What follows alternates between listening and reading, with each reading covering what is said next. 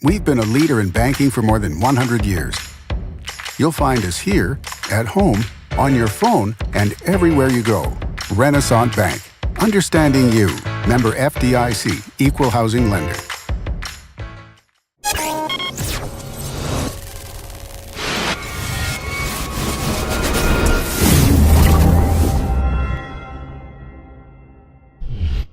Sponsored by Renaissance Bank.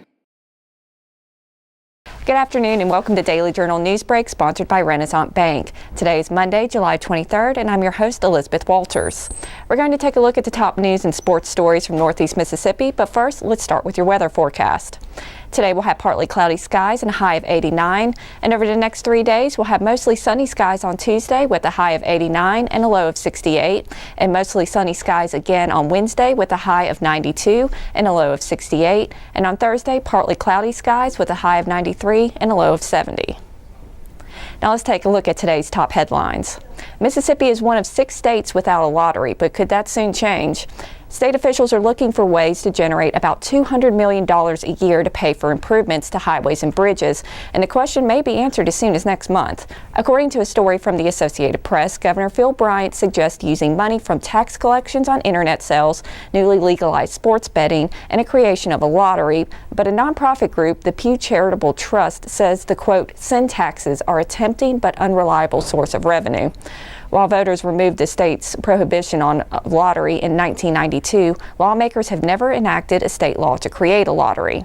After the 2017 legislative session, Republican House Speaker Philip Gunn created a lottery study group that found Mississippi residents spend an estimated $5 to $10 million a year playing the lottery in Arkansas and about $30 million a year playing the lottery in Louisiana. Governor Bryant is expected to call a special session next month. And new online this morning, Tupelo police are investigating a pair of Sunday morning fatal wrecks. A Tupelo man was killed when the motorcycle he was driving left South Green Street and struck a tree around 2 a.m. Sunday. And Gary Wayne Davis of Golden died after the pickup truck he was driving left 45 South between Front Street and East Main Street exits. And another breaking news story we have this morning, in Alcorn County, a male and female were found dead after an apparent domestic situation on Sunday. It appears both died from gunshot wounds. Be sure to stay with djournal.com throughout the day for the latest on these stories. And facing re-election this November, Tupelo Republican Roger Wicker is planning to attend the Neshoba County Fair, but will not speak during the annual political speeches. Wicker's communication director, Rick Van Meter, said that between votes in D.C. and his committee obligations, it did not work for his schedule to speak this year. Wicker plans to attend the fair this weekend before the political speeches, which are scheduled for July 31st through August 2nd. Wicker's Democratic opponent, Representative David Berea, is scheduled to speak the morning of August 2nd. And in sports, in a series of profiles to run this week, Mississippi Today's Rick Cleveland is taking a look at each of the 6 new inductees to the Mississippi Sports Hall of Fame.